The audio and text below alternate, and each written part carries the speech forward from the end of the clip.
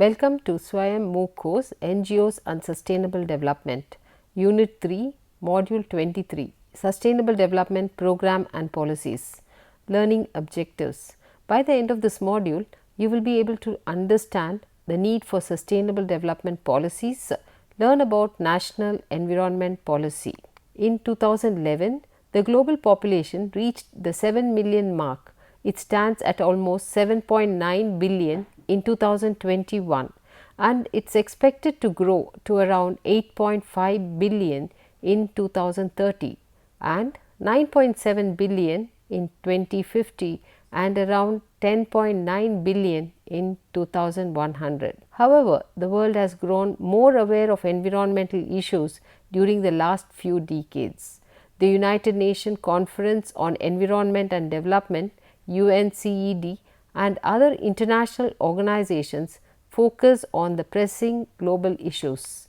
Some of the global issues include species extinction, depletion of the ozone layer that protects the earth, destruction of tropical and old growth forests, wetlands, and the steady buildup of greenhouse gases like carbon dioxide that cause global warming and climate change. The UNEP reports provide proof that the international environmental issues mentioned at the UNCED conference in 1992 have persisted and has also gotten worse over the years. UNEP also cites exposure to toxic chemicals and hazardous wastes, nitrogen pollution in freshwater and oceans, water contamination and diminishing groundwater supplies, damage to forest and freshwater ecosystems, overexploitation of major ocean fisheries, urban air pollution and waste, an issue where significant reduction in emissions have been achieved through international agreements. The demographic problem, including the population increase, adds up to around 70 million people every year, and this is what underlies all our environmental problems. Besides, scientists and government have started searching for sustainable development solutions in response to the pressing threat of environmental degradation. The United Nations World Commission on Environment and Development WCED coined a definition for sustainable development which is probably the well known of all the sustainability definition in literature. It is the development that meets the needs of the present generation without compromising the ability of the future generation. So, that was the definition which is commonly quoted across all literature on sustainability. Now, the question that arises is how can we protect the planetary systems that sustain life from the irreparable damage? How can we protect or prevent the tremendous environmental costs that irresponsible corporate practices causes? How can environmentally friendly development ideas strike a balance between environmental protection and environmental growth? The question of sustainability of economic activity has already taken the center stage and will continue to grow in significance over the next few decades. The term sustainability has gained widespread popularity as the potential remedy for a number of global, regional and local issues, that is handling of resource scarcity, pollution, overcrowding, sickness as well as political unrest.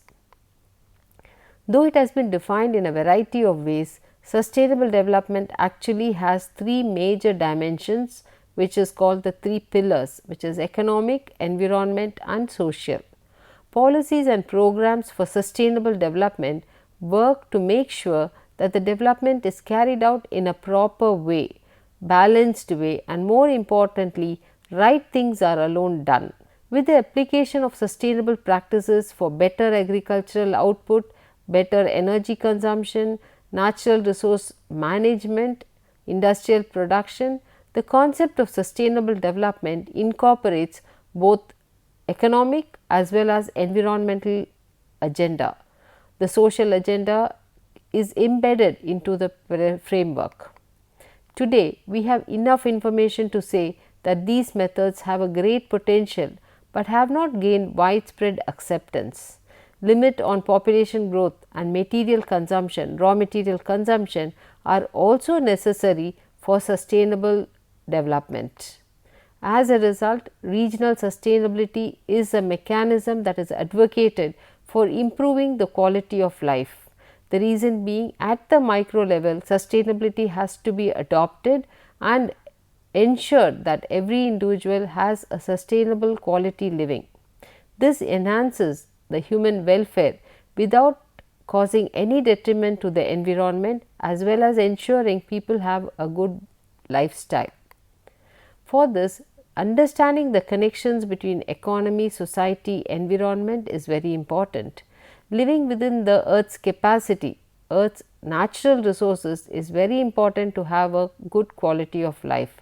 Further, we need to ensure that a fair distribution of the resources is maintained across all levels in the world. Much of the motivation to work on sustainable development at the international, national and local level came from the very famous 1992 Rio Conference on Environment and Development, commonly known as UNCED, which established several declarations and policies, the most important being the Agenda 21, the Rio Declaration, along with several treaties. They are the Forest Principles, the CBD, that is Biodiversity, UNFCCC, UNCCD. We will see about these in the later modules. UN Commission on Sustainable Development was established to monitor the execution of the Rio commitments. By enhancing the economic performance and empowering economies to address structural issues, measures to construct a strong and dynamic financial sector subject to appropriate supervision and regulation, for instance, provide a critical contribution to sustainable development. Following are the principles, policies for sustainable development.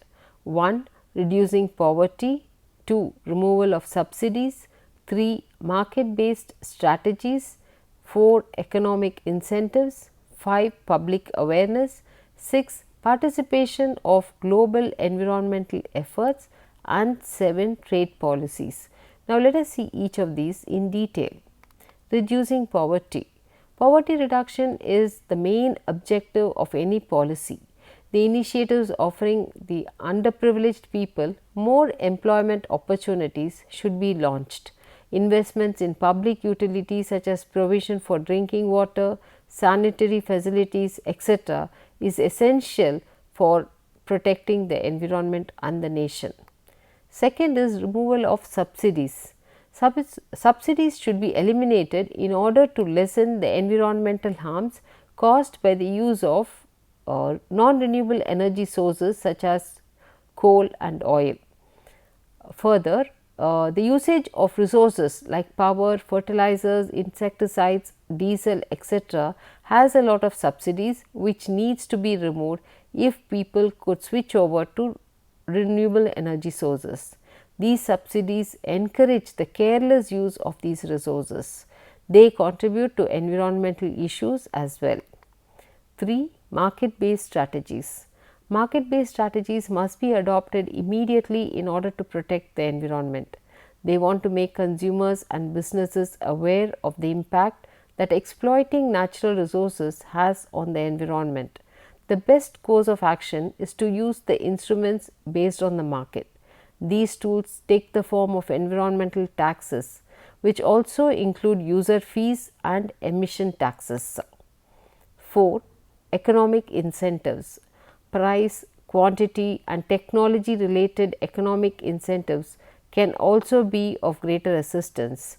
For the amount of pollutants in air, water and land use, resource users are typically given incentives in the form of variable fees.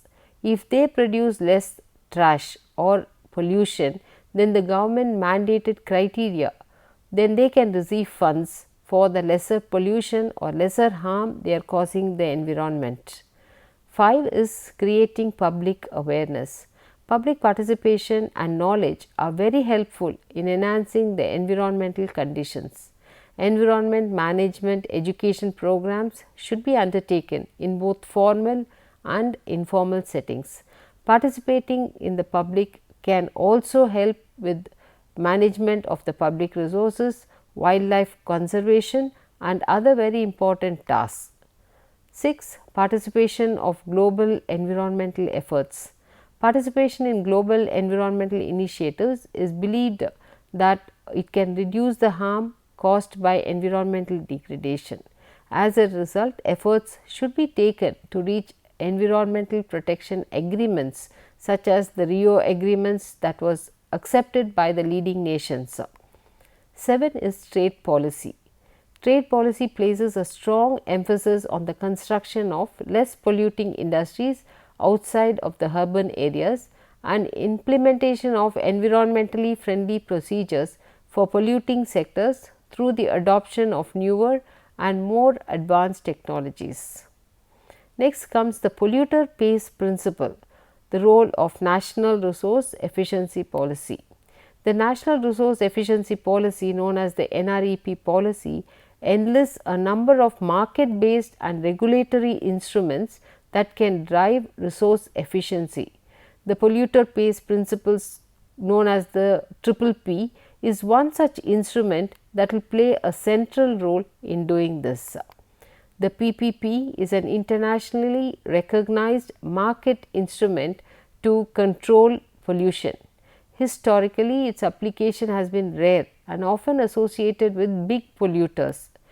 In India, as it gets ready for the industries to transform, to get into a different state, to a resource efficient future, it is necessary that we start adopting the PPP principle, starting from big industries up to small ones.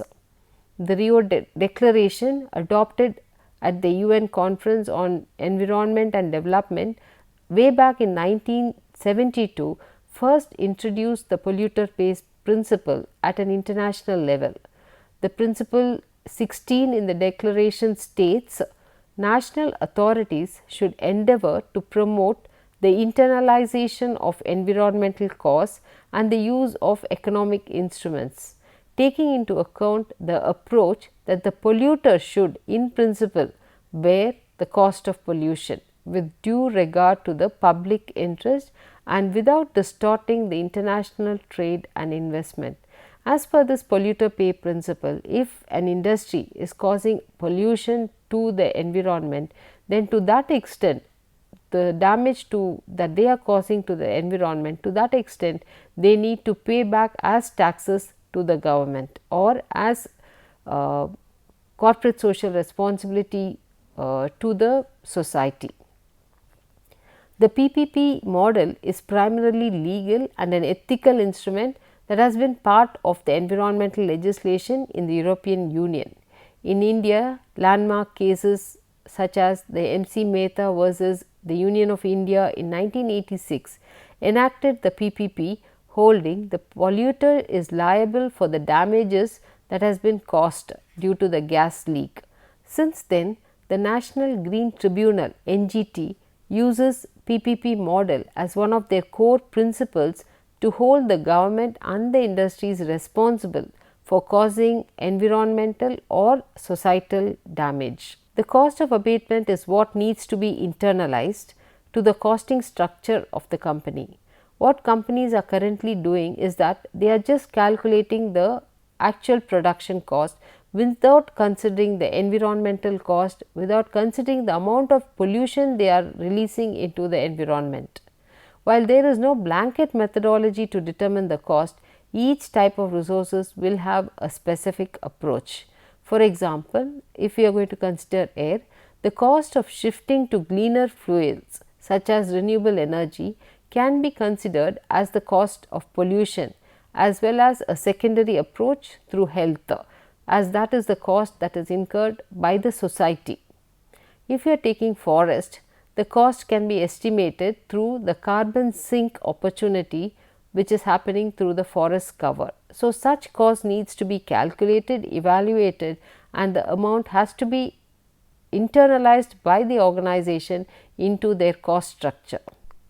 PPP is not just to discourage producers from overusing, but it is also to make consumers aware and make smarter and more efficient choices. Since the production and consumption of goods and services involve a large number of players, PPP will be an effective tool when imposed in the form of market based instruments. The effort to integrate command and control approaches with market based approaches can result in a smooth transition given entities and they are levied appropriately, enabling them to develop a more efficient resource. Initiatives like tradable pollution permit can be used as a source of revenue for the industries and consumers, and both can be benefited from this deposit refund that they get because of the trading that they do through the PPP model. The call for a national level policy for resource efficiency in India is a requirement if the country wants to develop in a sustainable manner. Using the polluter pay principle as a central tool in doing so, it can support economic growth as well as environmental development. Now coming to the National Environmental Policy, which is known as the NEP. The National Environmental Policy of 2006 is a reaction to India's commitment to a clean environment. This is enshrined in the Article 48A and 51AG of the Constitution, and it is bolstered by the judicial interpretation of Article of Agenda 21. It is acknowledged that the state does not bear sole responsibility for maintaining a healthy environment. Every citizen must take the responsibility for it. Therefore, a spirit of cooperation must be achieved through the nation's environment management. Our diverse and expanding society presents a number of difficulties in the area of economy, society, politics, culture and environment. India has a diverse cultural group spreading from the north to the south, east to the west. All of these factors combine to form an overarching imperative for reducing widespread poverty, taking into account the many facets of economic security, healthcare, education, empowering the underprivileged and eliminating the gender inequities. Towards these objectives, when the nation starts moving, evidently there is a direct or indirect impact on the environment. For this purpose, many national policies to manage the environment has been devised, and they include 1. National Forest Policy of 1988, National Conservation Strategy and Policy Statement on Environment and Development 1992, Policy Statement on Abatement of Pollution 1992, National Agricultural Policy of 2000, National Population Policy of 2000 and National Water Policy of 2000. All these policies have worked out methodologies and strategies to resolve specific issues in the context where they were formulated. However, certain underlying factors and gaps still need to be filled, and a comprehensive plan is required for environmental management at the national level. In their unique settings, each of these policies has acknowledged the necessity for sustainable development and has developed the required plans to put this realization into practice.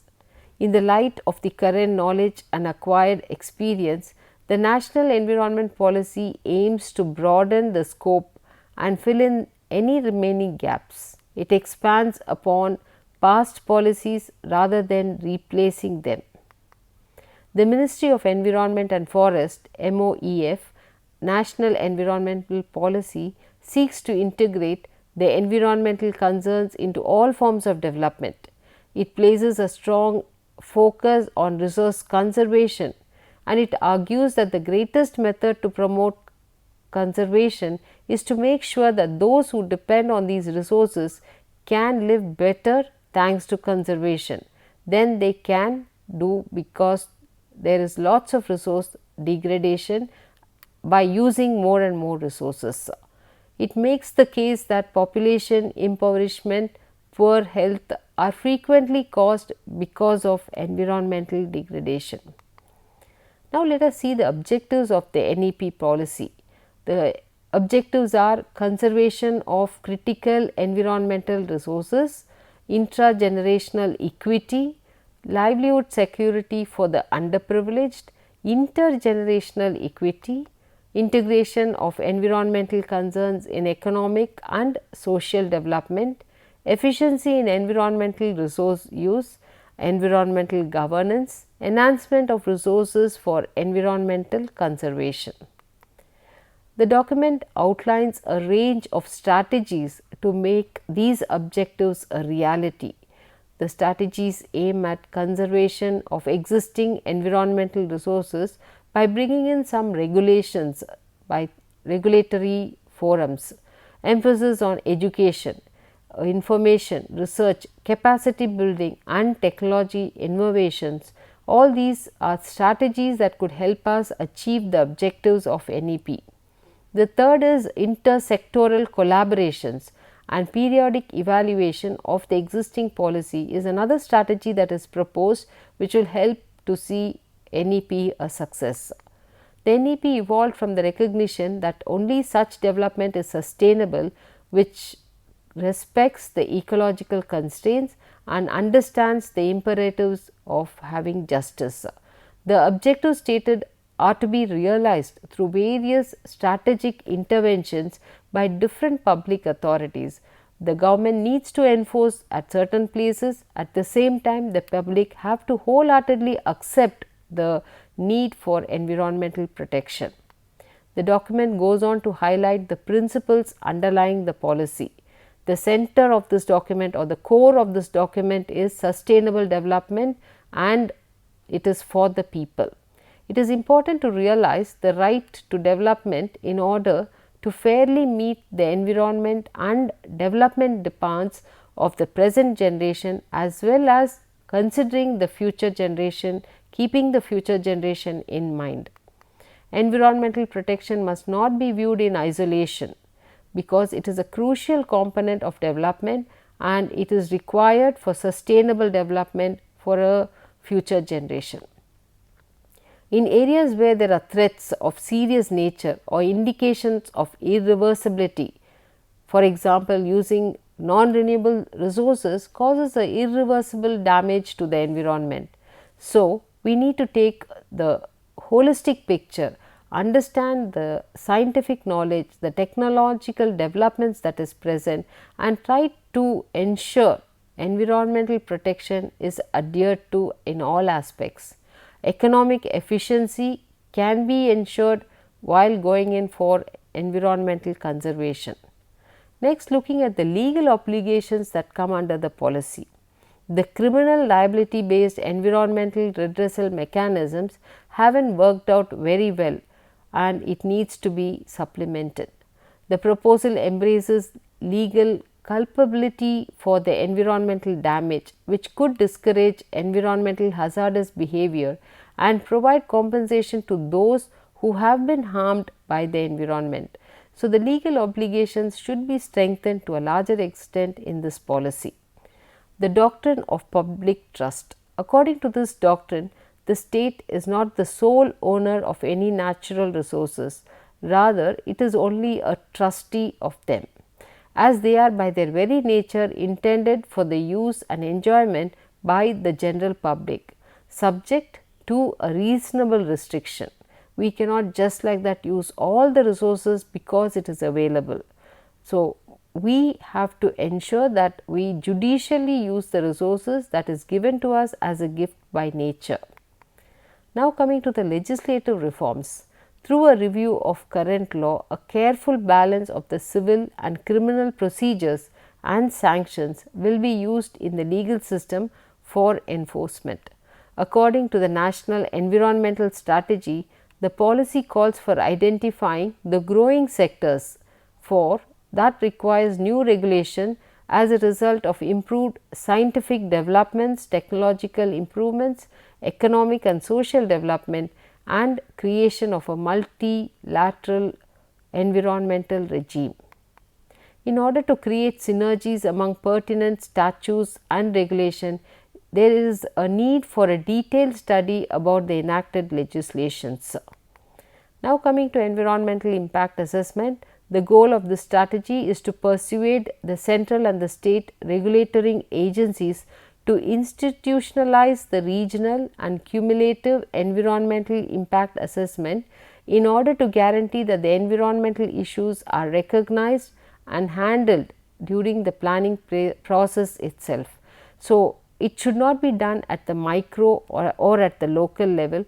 Environmental impact has to be taken up bottom up, and it should be consolidated so that at all levels the impact can be assessed and the global impact can be witnessed. Now, coastal regulation zone, which is known as the CRZ, in order to ensure protection of the coastal ecological systems, coastal waters and coastal area vulnerability to extreme natural results, events, potential sea level rise, policy has to be ensured, policy has to be framed so that it aims to review the coastal regulation zones. By doing so, it will ensure that the coastal environment regulation takes a more holistic approach. The CRZ notification of 2011 was published in accordance with this policy. Next, the living modified organisms.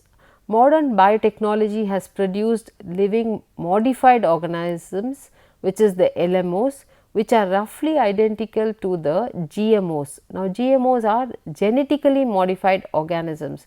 So, with the large amount of development happening in biotechnology field, we find lots of LMOs and GMOs, and they are also used for agricultural produce.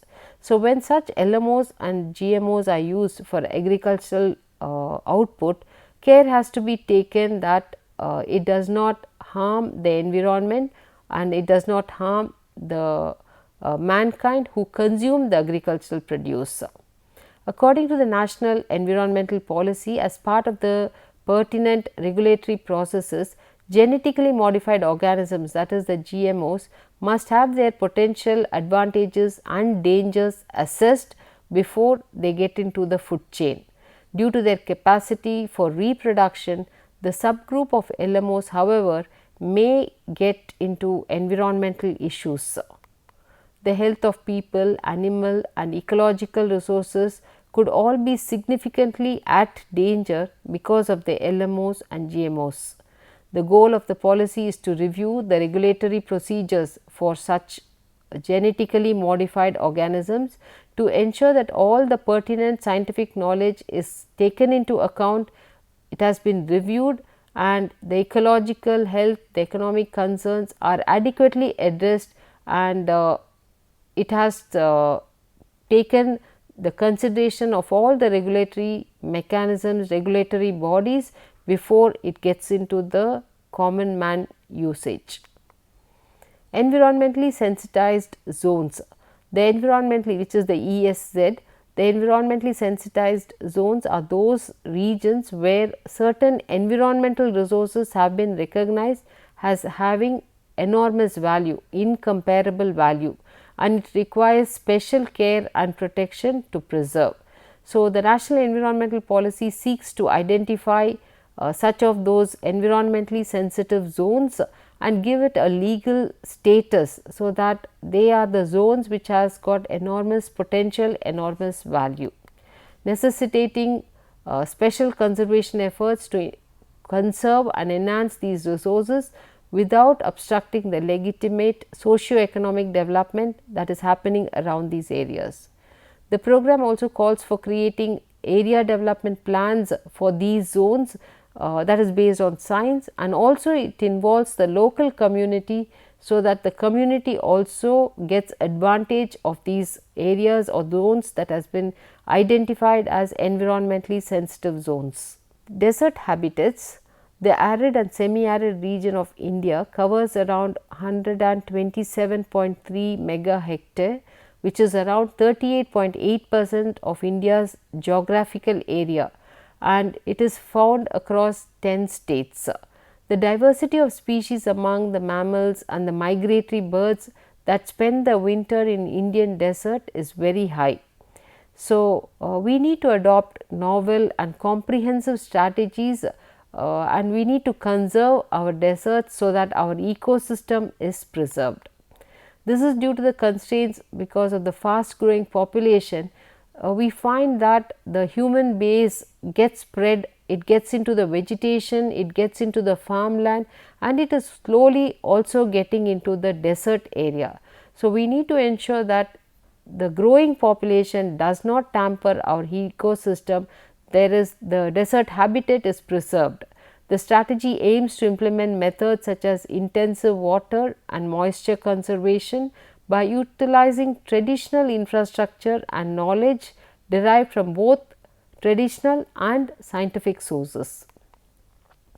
Panchayat and women participation. The goal of this strategy is to work towards granting the traditional rights to people who rely on forests for their livelihood.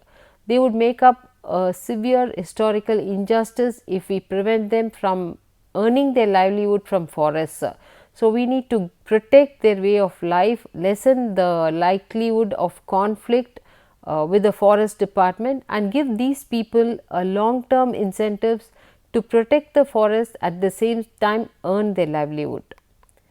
Wildlife. The strategy seeks to increase the nation's network of protected areas, including conservation areas, community reserves, in order to fairly reflect all the nation's biogeographical regions. In order to balance the need for socio-economic development, the need of the ecological and the physical features have to be conserved.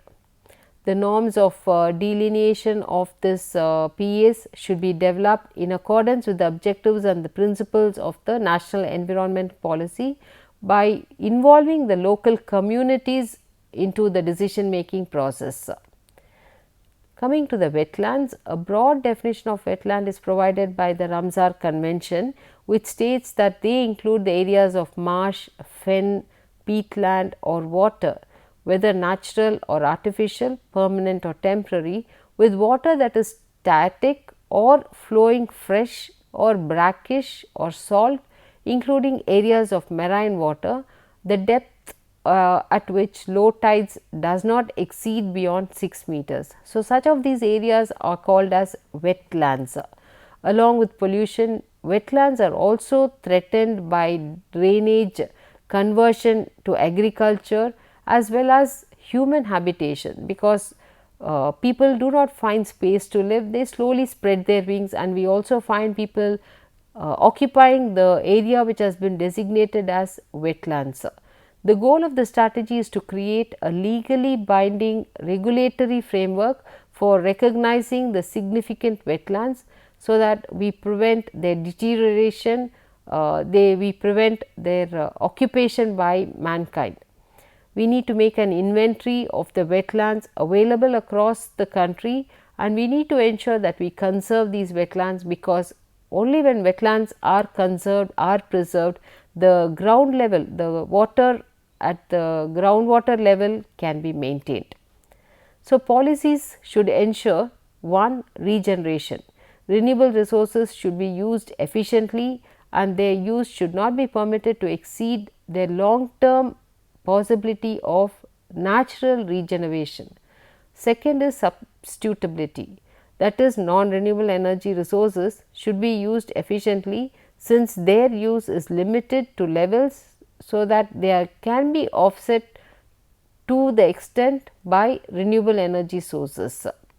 Third is assimilation, that is, releases of hazardous and polluting substances to the environment should not exceed its assimilative capacity, and concentrations should be kept below the established critical levels necessary for the protection of human health as well as the environment. When assimilative capacity is effectively zero, zero releases of such substances is required to avoid their accumulation in the environment. The fourth is avoiding irreversibility. Irreversible adverse effects of human activities on the ecosystem and on biogeochemical and hydrological cycles should be avoided. The natural processes capable of maintaining or restoring the integrity of the ecosystem should be safeguarded from adverse impacts of human activities. The differing levels of resilience and carrying capacity of ecosystems should be considered in order to conserve their population of threatened, endangered and critical species. Policies specifically aimed at securing sustained economic growth, healthy environment or an inclusive social development are important in their own right for sustainable development. So, now let us look at some questions and answers regarding this topic. Question 1: what should be the sustainability policy? Answer: a sustainability policy should outline your commitment to the practices and standards designed to promote environmentally responsible operations. Question 2: what are the sustainability policy tools? The set of potential tools could include risk assessment, life cycle assessment, benefit cost assessment, ecosystem services valuation, integrated assessment models, sustainable impact assessment, environmental justice and several more tools that may come up in the future. Question 3: what are the 7 components in environmental sustainability policy? It identifies 7 priority areas of concern. The areas of concern include water, land, climate change, biodiversity, waste management, resource recovery and change strategies. So, to summarize, in this module we have understood the need for sustainable development policy for protecting our environment. We have also learnt the importance of drafting the National Environmental Policy for India. Thank you.